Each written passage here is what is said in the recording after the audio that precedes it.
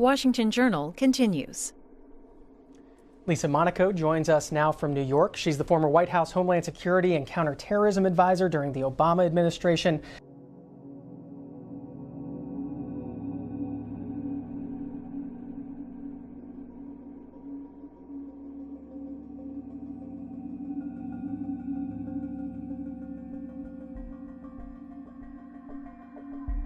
About 10 minutes left with Lisa Monaco.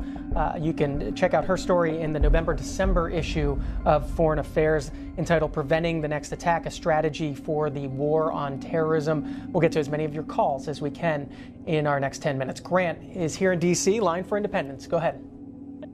Thank you. In the Obama administration, you were ultimately responsible for enforcing the Foreign Agents Registration Act. And as you probably know, talking about 9/11, one of the forces motivating the hijackers to attack America was their perception that we unconditionally support one side in the Israel-Palestine conflict. Now, there was a foreign organization started by a foreign government official called Isaiah Kennan that was set up with foreign money. And in 1962, the Department of Justice ordered that foreign organization to register as a foreign agent. The United States at this moment cannot be an honest broker in the region on this conflict. Its Congress is utterly beholden to campaign contribution networks set up by this foreign organization. And the Justice Department, you, will not enforce the 1962 Foreign Agents Registration Order to the American Israel Public Affairs Committee. Please explain to America why you will not regulate this entity. Got your question, Grant. Lisa Monaco, give you a chance to respond. I'm not familiar with the 1962 case he references. I actually wasn't even born yet in 1962. But the caller's point, as I take it, is we need to enforce the Foreign Agents Registration Act. And he's right. It is a law in the books. It is devoted to making sure that there is transparency, both in those who are lobbying and trying to influence our government based on or at the behest of foreign governments. So it's focused on transparency, and it's focused on prosecuting and fining those who don't do so, so as to incentivize that transparency. So it has largely been used as a kind of civil enforcement mechanism. In other words, trying to make sure companies and individuals who represent foreign interests in our government make clear that they're doing so. And it has been criminally enforced in a handful of cases, although not very many over the last decade. We're seeing that change, most notably in the charges brought by Special Counsel Mueller and his staff in the last few weeks. And some of those charges in the form of indictments that were levied on Paul Manafort and Rick Gates include enforcing the Foreign Agents Registration Act. So it should be enforced, and when facts and circumstances present evidence that it's being violated, the Justice Department and the FBI should, and in my experience has, enforced it.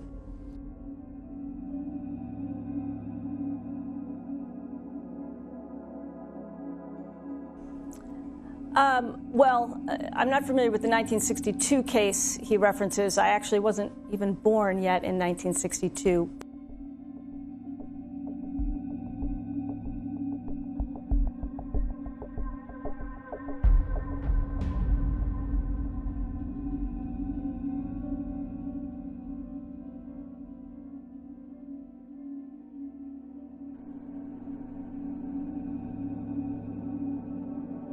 So it should be enforced, and when facts and circumstances present evidence that it's being violated, the Justice Department and the FBI should, and in my experience has, enforced it.